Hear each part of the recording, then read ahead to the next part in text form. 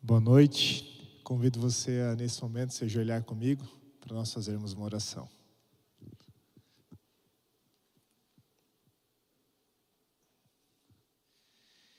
Querido Deus e amoroso Pai, muito obrigado, Senhor, por esse dia, pela bênção da vida.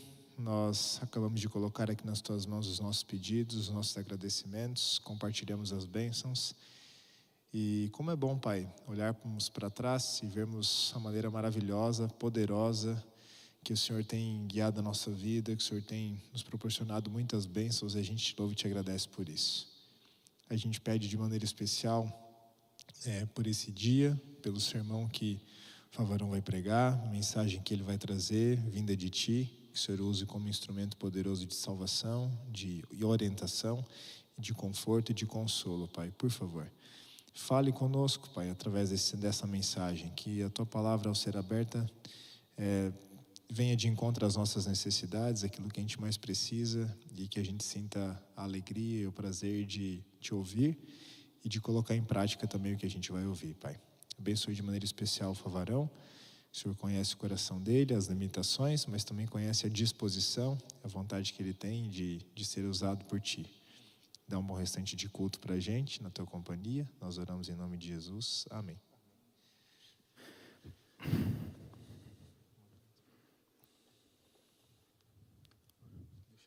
Obrigado. Boa noite. Tudo bem com você? Boa noite. Boa noite. Se o pastor Branga não tivesse orado por mim, eu ia orar, porque eu sinto que eu preciso de muita oração para o que eu vou falar hoje. Se trata de um assunto um pouco denso, pesado, espiritualmente. Porque se trata de uma coisa de oposição, uma palavra que a gente ouviu muito nesses últimos dias. Mas oposição ao nosso Deus. A gente sabe quem é o opositor. A gente sabe quem é o inimigo de Deus. E eu vou falar muito sobre ele. Hoje é dia 2 de novembro de 2022, dia de finados. Nesse dia comemora-se os mortos. A lembrança aos mortos, em alguns lugares, cultos aos mortos. E eu quero falar sobre isso. Desde 2002, aqui no Brasil, esse dia, ele é um feriado nacional. Mas 2 de novembro é comemorado desde o século II pela Igreja Católica. Mais registros de orações aos mortos acontecem desde o século I, na região da Gália, Europa Ocidental, antiga província romana e atual território francês, belga, alemão. A data foi atribuída a esse dia pela Igreja Católica por ser o dia de Todos os Santos, que é comemorado no dia 1. E no dia 2, a reza pelos falecidos, pelos mortos. Uma lembrança carinhosa, aparentemente muito boa, muito legal, porém com um cunho espiritual antibíblico. Em Roma, cerca de 5 séculos depois, lá em 732, pelo Gregório III, Papa Gregório III, ele autorizou os cardeais que rezassem aos mortos em suas missas. O tempo passou, os rituais de celebração, pouco a pouco elas foram modificando, mas elas continuam com a mesma essência. E então surgiram as denominações, as religiões espiritualistas. Aquelas que acreditam em reencarnação dos mortos, médiuns e manifestação dos espíritos. O que é reencarnação então para essas igrejas? Essas denominações, essas crenças? Eu vou falar aqui com a palavra de um dos líderes de uma das denominações, que evidentemente eu não vou citar os nomes. Somos espíritos que encarnamos e reencarnamos muitas vezes em diversas culturas. Em uma vida você foi branco, negro, brasileiro, europeu, americano, foi índio, foi em determinada tradição. E isso está ali na palavra do caboclo das 7 encruzilhadas, no dia 15 de novembro de 1908, que ele diz: se é preciso que eu tenha um nome, me chame de caboclo das 7 encruzilhadas. O que você está vendo são remanescências de outra vida, em que fui Frei Gabriel de Malagrida, que fui queimado na Santa Inquisição por ter previsto o terremoto de Lisboa. Somos recarnacistas, na base do discurso do caboclo das 7 encruzilhadas. Acreditamos em médiuns. Somos uma religião mediúnica.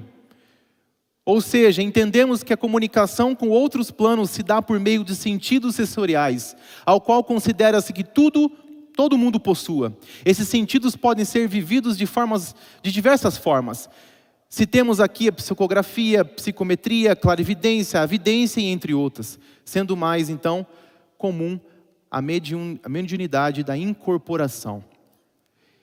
Ok? E vocês acreditam, aqui eu me perguntando e pesquisando, vocês acreditam na Bíblia, a Bíblia como um livro sagrado, escrito por Deus? E quando eu estudei, os estudos me respondem, não faz parte do nosso rito a crença em uma escrita sagrada. A natureza é sagrada. Os animais são sagrados, as pedras, as águas, as matas, os espaços, nós somos sagrados.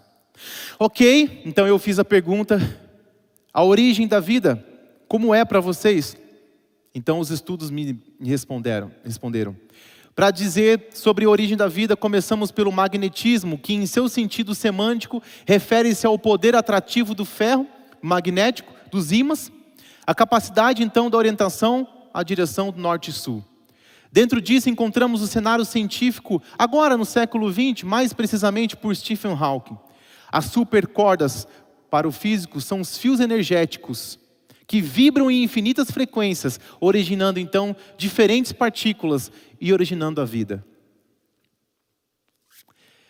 Irmãos, aqueles que estão aqui, aqueles que nos escutam e assistem, se você crê nessas coisas que acabei de falar, de coração e imparcialidade, não digo em nome de nenhuma igreja e nem da igreja adventista. Eu digo baseado numa pessoa limitada, falha, cheia de defeitos e desânimos e desmotivações também, com muitas coisas da vida, cheio de dúvidas. Alguém que foi lá e buscou entendimento para passar para você, porque são perguntas que eu me fiz. Dúvidas que eu tive e tenho até então ao estudar sobre isso.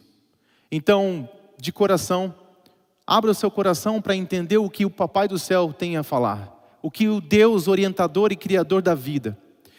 Muitas dessas denominações creem na palavra do Senhor.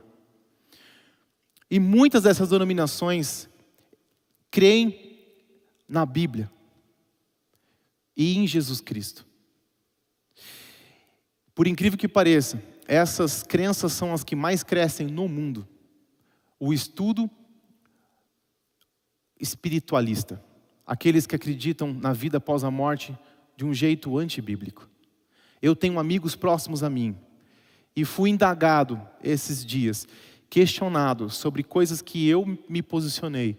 Por isso, Deus colocou no meu coração para poder falar sobre isso. Vamos para a Bíblia então, se vocês puderem acompanhar. Aí na sua casa e comigo, eu vou ser rápido, porque é bastante conteúdo.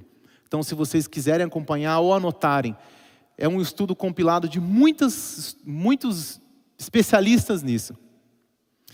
O que é alma para Deus? Primeira pergunta que eu fiz, o que é alma? Gênesis 2:7 explica que a introdução do sopro da vida no corpo físico de Adão transformou ele num ser vivente, nefesh, em hebraico. Ou literalmente alma vivente. E formou o Senhor Deus o homem do pó da terra e soprou em suas narinas o fôlego da vida. E o homem foi feito alma vivente. Então, conforme o ensino bíblico, a alma, ela não é separada do corpo. A alma, na Bíblia, é um ser vivente. Uma pessoa. Então, na origem, na etimologia hebraica da palavra, alma não é uma alma que sai do corpo. E sim, a alma é um corpo físico com o seu espírito, que vem de Deus, que o espírito é o fôlego que a gente vai ver aqui. Conforme o ensino bíblico, a alma que pecar, essa morrerá. Ezequiel 18:4. Portanto, a alma é mortal. Portanto, a alma na Bíblia, então, ela está querendo dizer que é um espírito de uma pessoa, um indivíduo que quando morre, morreu. Porque senão a palavra falaria, a alma que pecar, morrerá. O corpo físico, mas a alma continuará em algum outro plano. Mas não é isso que a Bíblia fala. Deuteronômio 10:22 mostra que com 70 almas, olha o exemplo. Com 70 almas teus pais desceram ao Egito e agora o Senhor teu Deus te pôs estrelas no céu, etc. Um contexto dizendo que com 70 almas, mas aqui não foram 70 almas penadas, ou 70 pessoas sem o Espírito, o fôlego de Deus. Almas aqui eram 70 pessoas. Então na Bíblia está claro que quando fala de alma, fala de pessoas. Então, ok, e o que é espírito na Bíblia? O espírito equivale ao fôlego de vida que Deus deu ao homem na criação. Quando o homem expira, morre, esse poder vital chamado fôlego de vida, ou espírito, volta para Deus que o deu. Eclesiastes 12:7. Ao pó volte a terra, ou seja, você vai voltar para o pó da terra, da onde você veio, e o espírito volta a Deus da onde veio.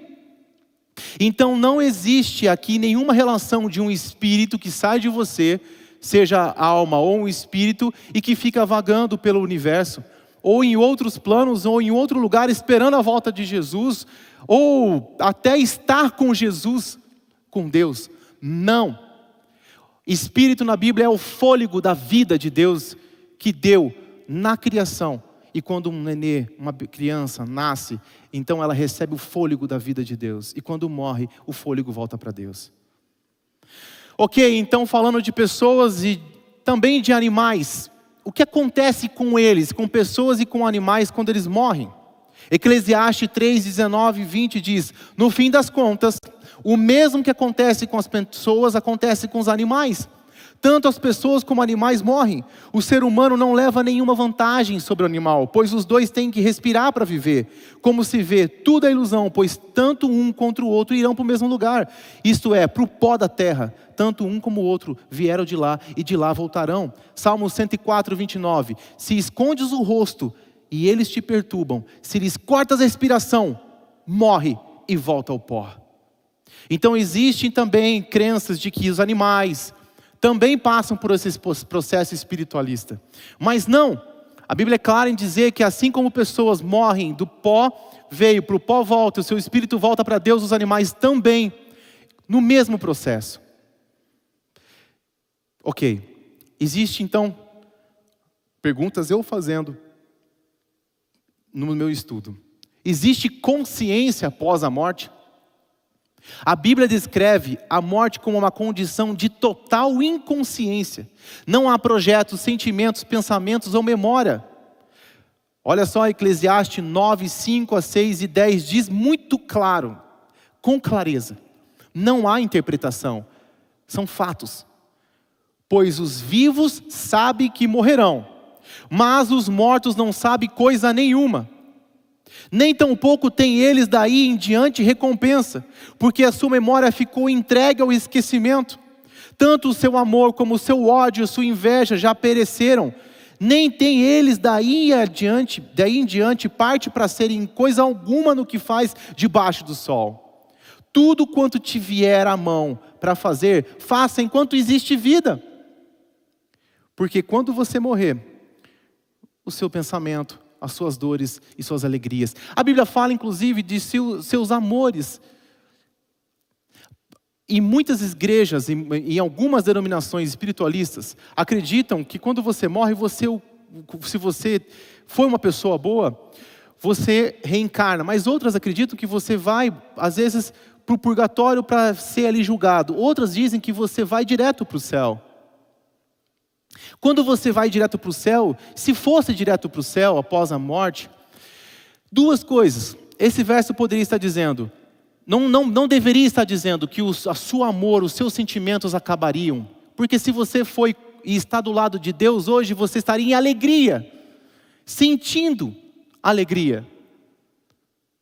Outra coisa, se realmente você vivesse pós a morte, num processo espiritual, ou sua alma e etc., qual seria o sentido, ou se você fosse para o céu, qual seria o sentido da vinda de Jesus? Se todos que morrem já estão com Cristo, não faria sentido algum, e isso inclusive é dos questionamentos dos próprios estudiosos da própria igreja, uma das igrejas que acreditam nisso. Salmo 146 diz: quando o espírito deles se vai, volta ao pó, naquele mesmo dia, acabaram os seus planos. Não existe plano, um trocadilho, não existe um plano, nem o plano da espiritualidade no céu. Não existe plano para você quando você morre. Um plano de reencarnação, etc. Existe recompensa após a morte? No caso, se teve uma vida boa aqui, você pode ir evoluindo nas próximas vidas, como eles acreditam, como muitos acreditam. Também essa ideia não é bíblica, da recompensa ou retribuição imediante da vida após a morte. Para os justos, a recompensa será dada na vinda de Jesus, quando ocorrerá a ressurreição dos justos. De acordo com Lucas 14, diz assim: feliz será você, porque estes não têm como retribuir. A sua recompensa virá na ressurreição dos justos. Amém? É muito diferente. Ressurreição de reencarnação. A ressurreição dos justos, daqueles que creem no Senhor Deus. Sim, existe a possibilidade de uma vida após a morte, mas em Cristo, na vinda de Cristo. Nada mais diferente disso. Isso é bíblico. A Bíblia, então o que a Bíblia diz sobre essa vida após a morte? Ela diz alguma coisa além do que eu falei? Hebreus 9:27 diz: da mesma forma como o homem está destinado a morrer uma só vez, depois disso enfrenta o juízo. É clara em dizer de que o homem ele está destinado a morrer uma só vez. Não existe processos de reencarnação e morte, reencarnação e morte. E ele está destinado a enfrentar o juízo de Deus que acontecerá na sua vinda. 1 Tessalonicenses 4:13 diz: não queremos, porém, irmãos, que sejais ignorantes acerca dos que dormem. Já era um assunto questionado e questionável naquela época. E aí a resposta é: não queremos que sejam ignorantes referente acerca dos que dormem, para que não vos entristeçais como os outros que não têm esperança. É clara em dizer que existe esperança sim, a vida após a morte, mas em Jesus Cristo na sua vinda. Não sejais ignorantes em respeito a esse assunto, porque não existe outra possibilidade de viver após a morte. Daniel 12:2 diz: e muitos dos que dormem no pó da terra ressuscitarão. Uns para a vida eterna e outro para a vergonha e o desprezo eterno, a morte eterna. Eclesiastes 12:7: ao pó volte a terra de onde veio, e ao espírito volta a Deus, como eu disse. A Bíblia diz em Lucas 20:36: porque já não podem mais morrer, pois são iguais aos anjos, e são filhos de Deus, sendo filhos da ressurreição. Ou seja, após a vinda de Jesus, o resgate do ser humano, quando Jesus vier e ressuscitar para a vida eterna, uns para o desprezo eterno, nunca mais morreremos. Amém? Nunca mais enfrentaremos a morte. O dia dos finados, é triste para muitos. E existe uma possibilidade de esperança naquele que vê a possibilidade de reencontrar num centro espírita o ente querido. Isso é confortante. Mas, meus lindos, isso não é bíblico. É mais interessante talvez ouvir a voz de um ente querido da sua mãezinha que morreu, porque ela fala com a mesma tonalidade, com a mesma voz da sua mãe, e dizendo coisas boas para você, do que tentar deduzir a voz de Deus que não é audível. É por isso que a gente busca, e muitos buscam, se confortar na morte de um ente querido, num centro onde espíritos aparentemente o espírito do seu ente querido fala com você. Como eu disse, reencarnação é diferente de ressurreição. Ressurreição é o que Elias fez à mulher, o filho da mulher pobre. Ressurreição é o que Eliseu fez à sunamita. É o que Jesus fez à viúva. É o que Jesus fez a Lázaro. Ressurreição é levantados da morte, mas em vida, em fôlego, em espírito e carne. O único que tem a chave da vida e da morte, que pôde encarnar, e não reencarnar, encarnar em espírito divino, é Deus. Ok, então o que é ressurreição na Bíblia? 1 Coríntios 15, 21, 22 diz: porque assim como por um homem veio a morte, Adão, também por um homem vai vir a ressurreição dos mortos, Jesus. Pois como em Adão todos morrem, do mesmo modo em Cristo todos serão vivificados. Amém? Existe esperança? Sim ou não? Sim ou não? Sim! Mas a esperança está na vinda de Jesus, meus lindos. Apocalipse 20, 12 diz: vi também, olha que lindo, vi também os mortos, grandes e pequenos, em pé diante do trono. E os livros foram abertos, o outro livro também foi aberto. Que livro que foi aberto? O livro da vida. Os mortos foram julgados de acordo com o que tinham feito, segundo o que estavam registrados nos livros. Esse é o plano da salvação. Esse é o processo. Quando você nasce, existe o sopro da vida. E você se torna uma alma vivente.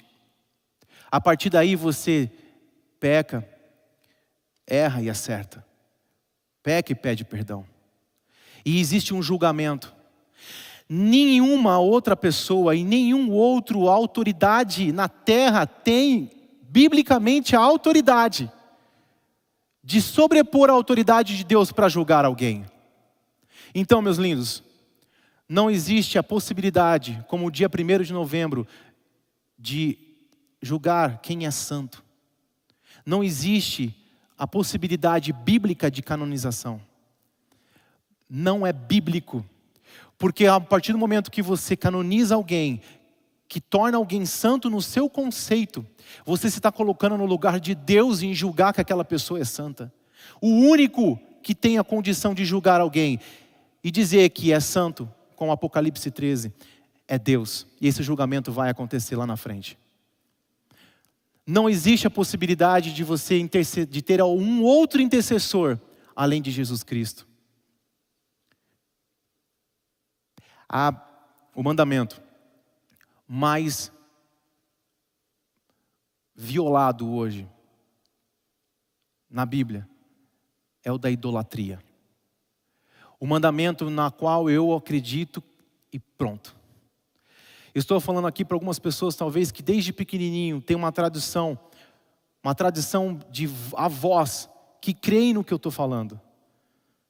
Só quero dizer para você, nenhuma tradição de família é mais importante do que a tradição do céu. Se eu precisar me romper a tradições familiares, por crer em coisas que não são bíblicas, em nome de Jesus eu vou romper. Porque para mim o que importa é as coisas que o meu Deus acha. Se você acredita que as coisas da sua tradição, do que o seu pastor ou padre disse para você, são mais importantes ou sobrepõem a esse conhecimento bíblico, você está colocando as pessoas no lugar de Deus. E isso é idolatria.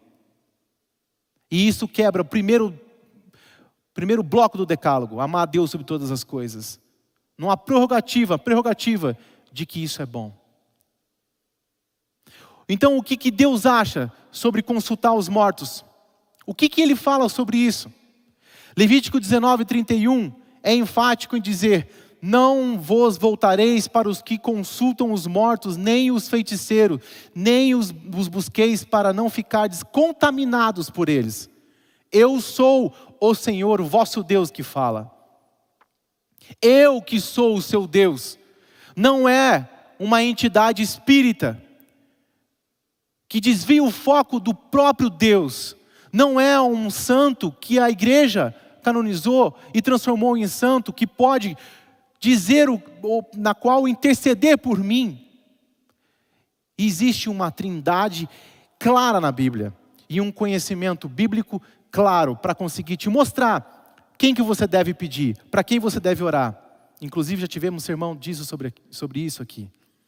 Deus preveniu os filhos de Israel lá em Moisés. Vocês lembram quando ele saiu do Egito para a caminhada para Canaã? Antes de entrar em Canaã, ele fez um discurso muito importante que ficou registrado em Deuteronômio 18, 9 e 12, que diz assim: quando vocês tomarem posse da terra que o Senhor nosso Deus está dando a vocês, não imitem os costumes nojentos dos povos de lá.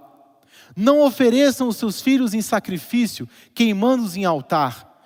Não deixem que no meio do povo hajam adivinhos ou pessoas que tiram sortes. Não tolerem feiticeiros, nem que façam despachos, nem os que invocam os espíritos dos mortos. O Senhor Deus detesta os que praticam essas coisas nojentas e por isso mesmo está expulsando essas pessoas dessa terra, enquanto vocês vão tomar posse dela. Lindos, está claro que Deus se enoja de certos costumes. Enoja. Ele tem nojo. Vomitar-te-ei da minha boca. Não vos conheço. Você imagina? A gente está passando um processo político complicado nesse país. Que pessoas escolhem coisas baseado na euforia. Podem dar todas as evidências possíveis de uma coisa, de um ou de outro. Mas preferem acreditar nas suas próprias emoções. Nas suas próprias ideologias. Eu estou te mostrando todas as evidências possíveis, bíblicas, de que Deus não se agrada disso. Para que você tenha clareza no que fazer de acordo com a vontade de Deus. Porque a vontade de Deus tem que sobrepor a sua vontade. Olha que interessante. Se a vida após a morte fosse uma coisa notória, uma coisa relatada na Bíblia, os grandes nomes, os famosos da Bíblia, teria algum tipo de relato que eles morreram e o que aconteceria da vida dele após a morte.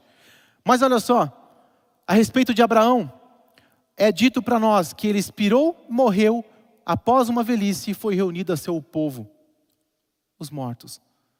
Não diz aqui que ele foi reunido em corpo no cemitério e a sua alma e o seu espírito foi reinar com os seus antepassados. Arão e Moisés também foram reunidos ao seu respectivo povo. Sobre a morte do rei Davi, um dos mais importantes da Bíblia, a Bíblia diz que ele descansou com os seus antepassados e foi sepultado na cidade de Davi. Descansou. Para Deus, a morte é um sono, um descanso. Não é à toa que quando Jesus vai lá para o Lázaro, ele fala: ei, ele está dormindo, levanta e desperta do seu sono.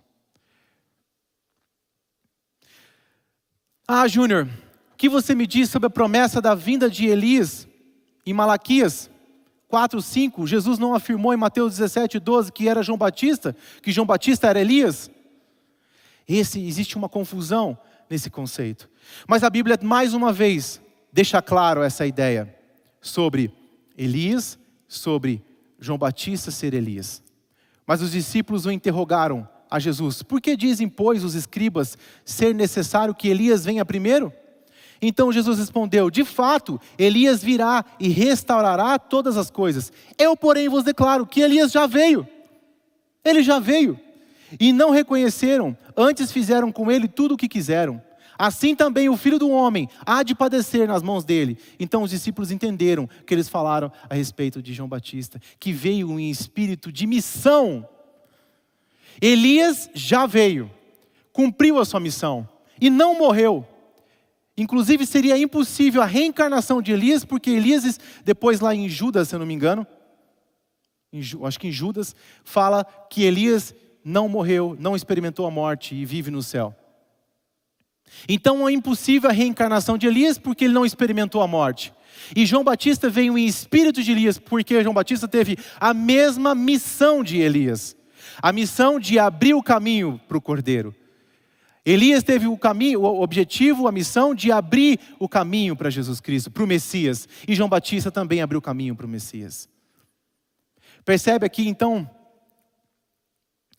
que existem evidências claras, não interpretáveis, com muita clareza. Tá bom, Júnior, o que você me explica então sobre a morte de Raquel? Olha só, a morte de Raquel diz assim em Gênesis 35:18. Ao sair a alma, na versão Ara, ao sair-lhe a alma, porque morreu, deu-lhe o nome Benoni, etc e tal. E agora, Júnior, como você me explica? Aí se você ir lá, eu fiz um paralelo com outras versões, eu abri as 3 versões. Se você for na NVI, já diz assim, já a ponto de sair-lhe a vida. Aí na nova tradução da linguagem de hoje diz assim, porém ela estava morrendo, e antes de dar o último suspiro, chamou o menino, etc e tal. Essa tradução alma para vida é uma tradução que não condiz com a cultura hebraica, eles não entendiam a alma separada do corpo. Eles não entendiam. Isso era um conceito de uma crença pagã egípcia. E aí foi evoluído pelos filósofos gregos, mais recente, Platão, e enfim. E 1 Coríntios 6,19 diz que o corpo é o templo do Espírito Santo. E Platão dizia que o corpo é a prisão da alma. Também antibíblico. Em 1 Reis 17:22, o Senhor atendeu a voz de Elias, e a alma do menino se tornou, como mais uma vez, citando aqui o que aconteceu. Ou seja, a vida voltou. A palavra alma aqui nesses 2 versos é nefesh em hebraico. É a mesma palavra usada em 668 versos, em 668 outros versos, citando essa mesma palavra, mas se referenciando à vida. Como Gênesis 2:7 diz, que soprou na narina o fôlego da vida, e o homem passou a ser nefesh, passou a ser alma vivente, corpo vivente. Então não existe outra referência bíblica que diga que nefesh é um espírito que sai do corpo. Ok, Júnior. Mas como você me explica? Eu, conversando ontem com a minha mãezinha falecida.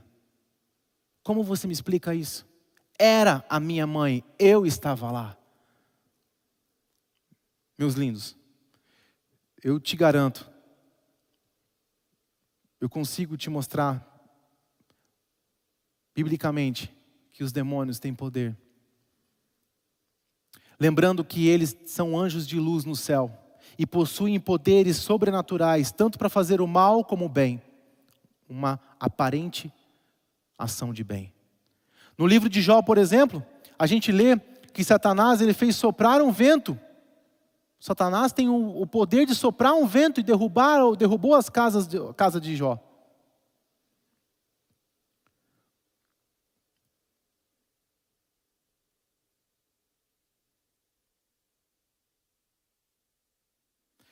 Depois ele tocou a saúde de Jó, um ferimento terrível.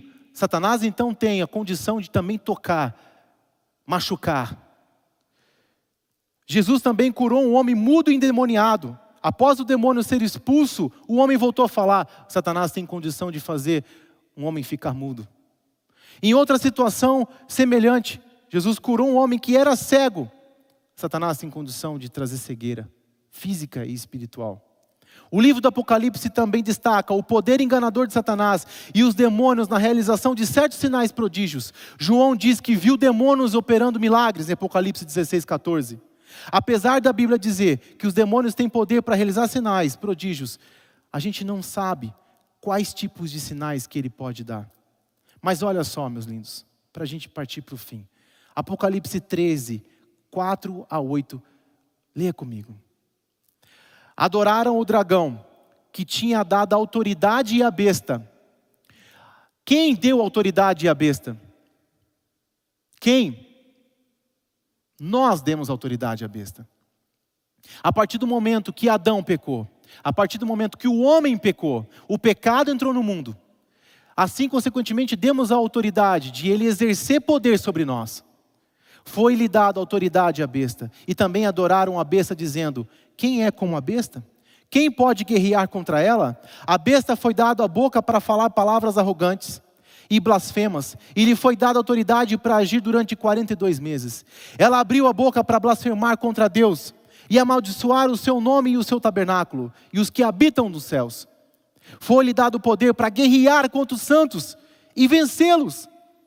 Foi-lhe dada autoridade sobre tribo, povo, língua e nação.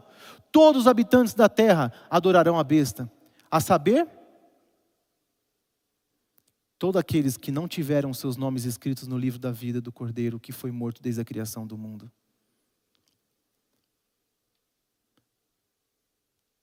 Então, por que existem essas ideias hoje, e de muito tempo, sobre vida após a morte, reencarnação? Essas coisas que nos confundem são cortinas de fumaça. É cortina de fumaça para tirar a gente do centro do Evangelho. Quem que é o único imortal? Quem que é o único que tem poder de ressuscitar? Quem? Jesus. E quando você passa a atribuir o poder de ressuscitar, ou de reencarnar, ou de um outro ser interceder por você, ou um outro ser está do lado do trono do Pai, além de Jesus, você está atribuindo poder para quem não tem que ter poder, para quem não tem poder. 1 Timóteo 6,16 diz: o único que possui imortalidade, que habita em luz inacessível, a quem o homem jamais viu, nem é capaz de ver, a ele é honra e poder. Amém. João 11,25 diz: eu sou a ressurreição e a vida. Jesus dizendo: eu sou a ressurreição e a vida. Aquele que crê em mim, ainda que morra, viverá. E é claro, evidentemente, de que o inimigo, olhando isso, pensou: eu vou criar atribuições a outros seres, que a gente possa acreditar em outros seres, inclusive em entes queridos que morreram, que possa falar coisas atrativas e boas para mim, confortantes para mim, se colocando no lugar de Deus, tirando o foco do Senhor, tirando o foco da fonte, tirando o foco de buscar a essência que é Jesus. Em 1 Coríntios, ele diz que também nos ressuscitará. Em Apocalipse 20, ele diz que os santos, os que guardam os mandamentos do Senhor e acreditam em Jesus, serão ressuscitados para a eternidade. E aqui, meus lindos, é a promessa final. A promessa final, para a gente ficar com isso em mente. João 6,37 diz: todo o que o Pai me der, virá a mim. A quem vier a mim, eu jamais rejeitarei. Pois desci do céu, não para fazer minha vontade, mas para fazer a vontade daquele que me enviou. E esta é a vontade daquele que me enviou, que eu não perca nenhum dos que ele me deu, mas os ressuscite no último dia. Porque a vontade do meu Pai é que todo o que olhar para o Filho e nele crer, tenha vida eterna, e o ressuscitarei no último dia. Amém? Esse é o objetivo final. Olhar para o Mestre. Tudo o que está diferente disso é cortina de fumaça para dispersar a gente do foco principal. O objetivo é que a gente tenha um único intercessor. João diz: ele é o caminho, a verdade e a vida. Ninguém vem ao Pai a não ser por mim. Não existe um outro intercessor. Não existe alguém que tenha autoridade. Nenhum outro que seja pedra. Nenhum outro que tenha autoridade sobre a autoridade de Deus. Isso não é bíblico. Não existe alguma autoridade religiosa neste mundo que tenha autoridade para dizer quem é santo e quem não é. Isso é no julgamento final. Não existe nenhuma possibilidade bíblica de nenhum ente querido seu morrer e trazer boas notícias para você. Não existe nenhuma outra evidência bíblica que diz de que um outro ser vai vir te buscar ou vai vir te confortar. Por isso que nós acreditamos que vai existir um momento que o demônio também vai se encarnar em Jesus, como Jesus Cristo. Vai se posicionar como Jesus Cristo para nos enganar. Então, meus lindos, se você hoje está sendo orientado por estudos espiritualistas, que se comunica com outros seres, com espíritos, com entes, ou que acredita que a alma vai para um purgatório, para um outro lugar, se acredita nisso, com todas as evidências bíblicas, que isso não existe, te digo, provavelmente você vai ser enganado na vinda de Jesus Cristo, porque antes da vinda do próprio Senhor Jesus Cristo, o próprio demônio vai simular a vinda de Jesus Cristo. Nós cremos nisso. E aí, sabe, o ruim é de que se você está triste porque o seu candidato perdeu, se sentindo desamparado, você imagina quando você vê Jesus Cristo e Ele chegar, e você chegar para abraçá-lo e Ele dizer, eu não te conheço. Você imagina a dor e a angústia? Se você está triste porque você perdeu um ente querido, está tentando se comunicar com Ele, você imagina a tristeza que nós vamos ter quando Jesus voltar e dizer, eu não te conheço, se afaste de mim. E aí você vai virar e falar, como assim? Eu reconheço você como meu Salvador, mas você não seguiu as coisas que foi te alertado ao longo da vida. Se você está triste por alguma dificuldade que você esteja passando, a maior dificuldade de todas vai ser não herdar o reino do céu. Se você está desamparado por governantes desse mundo, a maior tristeza vai ser quando você não ter a governança suprema, perfeita da eternidade do Senhor Jesus.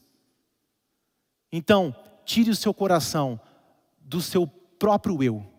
Tire o seu coração das suas próprias crenças. Desconstrua as suas crenças se elas não estão de acordo com a Bíblia Sagrada. Pouco importa as tradições do mundo, se as tradições do mundo não estiverem em acordo, estiverem em desacordo com as tradições bíblicas. Esse é o recado de hoje. Que Deus abra o seu coração para aceitar mensagens que para você talvez seja nova. Ou talvez não é nova, mas por causa de uma tradição familiar, te leva a continuar mantendo no erro. E digo aqui não pela igreja. Não falo em nome da doutrina. Eu falo em nome da Bíblia. E que o Espírito do Senhor esteja contigo. Que o Espírito do Senhor esteja com você. E que a gente se sinta capacitado para poder multiplicar esse conhecimento para outras pessoas que necessitam do conhecimento da Bíblia. E se você tem interesse de estudar sobre esse tema, essa igreja aqui é preparada para te receber. Existem ministérios aqui de oração, ministérios de estudo bíblico. São muitas pessoas, se eu não me engano, são mais de 30 professores e grupos para te receber, para você estudar um pouco mais sobre a palavra. Se você tiver interesse, chama no chat. Se não me engano, a gente consegue liberar até um QR Code. Não sei se vai ser possível, que você aponta para que você vá para um canal para onde você se inscreve para poder fazer o estudo bíblico. Que Deus te abençoe. Que a luz do Senhor possa incendiar o seu coração. A luz do Senhor possa acender a sua casa. E a gente possa se sentir usado para poder multiplicar o conhecimento bíblico, o conhecimento verdadeiro. Que Deus te abençoe. Eu preciso orar com você neste momento, para Deus guardar o nosso coração e fazer com que alguns irmãos aceitem essa mensagem com muito amor. Querido Deus, eu te peço de coração que isso chegue à casa de muitas pessoas que precisam ouvir a verdade. Pessoas que nesse momento estão se sentindo às vezes desamparadas por suas esperanças estarem em governantes desse mundo. Eu quero que o Senhor mostre para eles, para o coração dessas pessoas, de que existe uma governança e uma casa sendo construída aí no céu. Uma governança pura, que não é de um lado ou de outro, que não é de mentira, que não é de engano, que não é de corrupção.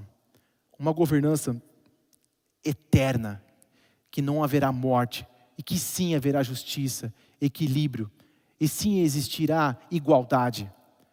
Isso sim nós temos que crer. Para isso, meu Deus, mostra-nos as verdades bíblicas. Abra nosso coração para temer, aceitar coisas que a gente não aceita. E entender coisas que a gente não entende. Por favor, conforte o coração desse Brasil, que neste momento está em conflito. Conforte o coração das pessoas, que eles possam nesse momento em conflito enxergar que existe esperança na vida após a morte, sim, mas na ressurreição dos santos, os que guardam os mandamentos de Deus e a fé em Jesus. Por favor, venha nos buscar logo. Venha nos buscar. Encerre esse ciclo de maldade, destruição e morte, de engano. E venha nos buscar para vivermos em paz eternamente contigo. Eu te peço, por favor, antecipe a sua vinda. Por favor, em nome de Jesus. Amém. Que Deus te abençoe. Até a próxima.